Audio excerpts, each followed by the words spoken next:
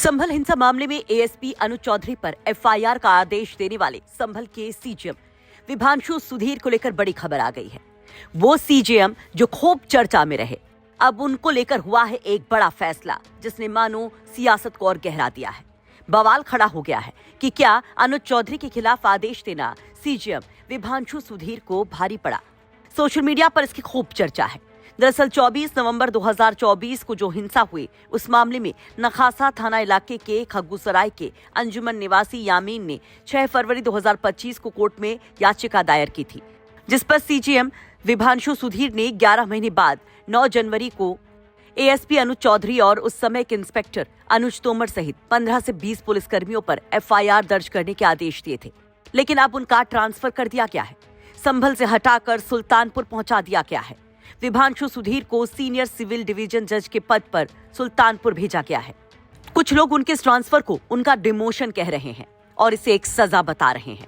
वही विभांशु सुधीर की जगह पर चंदौसी कोर्ट के सीनियर डिवीजन सिविल जज आदित्य सिंह को संभल का नया सीजेएम बनाया गया है। सीनियर डिवीजन सिविल जज आदित्य सिंह वही जज हैं जिन्होंने संभल जिले में जामा मस्जिद के हरिहर मंदिर होने के दावे पर सुनवाई करते हुए एडवोकेट कमीशन सर्वे का आदेश दिया था, जिसके बाद ये पूरा बवाल खड़ा हुआ था।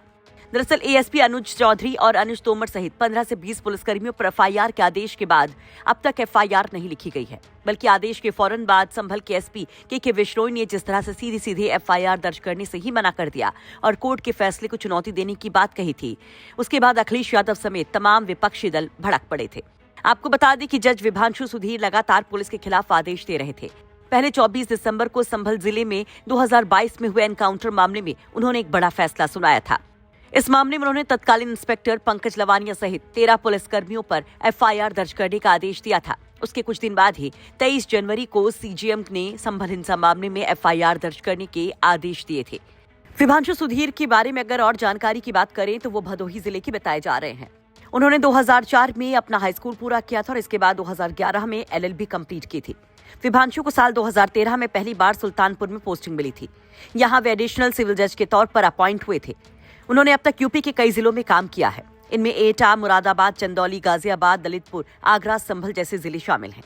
वे अब तक संभल में ही अपना काम कर रहे थे। हालांकि अब विभांशु सुधीर को सीनियर सिविल डिवीजन जज के पद पर सुल्तानपुर भेजा गया है। 12 साल में 8 तबादले वाले ये जज अब बहुत ज्यादा चर्चा में है। चलिए आपको बताते हैं तफसील से वो मामला जिसकी वजह से सीजेएम विभांशु सुधीर सबसे ज्यादा चर्चा में आए। मामला 24 नवंबर 2024 संभल हिंसा से जुड़ा हुआ है। दरअसल नखासा थाना इलाके के खग्गूसराय के अंजुमन निवासी अमीन ने याचिका दायर कर उस समय के एएसपी अनुज चौधरी और तत्कालीन इंस्पेक्टर अनुज तोमर सहित कई पुलिस वालों पर गंभीर आरोप लगाए थे। यामीन ने याचिका में आरोप लगाया था कि 24 नवंबर को सामान बेचने जाने के दौरान एएसपी अनुज चौधरी और इंस्पेक्टर अनुज तोमर सहित 15 से 20 पुलिसकर्मियों ने फायरिंग करते हुए गोलियां चलाई थी और इस घटना के दौरान उनके बेटे आलम को 3 गोलियां लगी थी। इसी मामले में मुख्य न्यायिक मजिस्ट्रेट विभांशु सुधीर ने मुकदमा दर्ज करने के आदेश दिए थे, लेकिन एसपी कृष्ण कुमार विश्नोई ने साफ मना कर दिया था कि इस मामले में जुडिशियल इंक्वायरी पूरी हो चुकी है। संभल से अभिनव माथुर की रिपोर्ट, यूपी तक।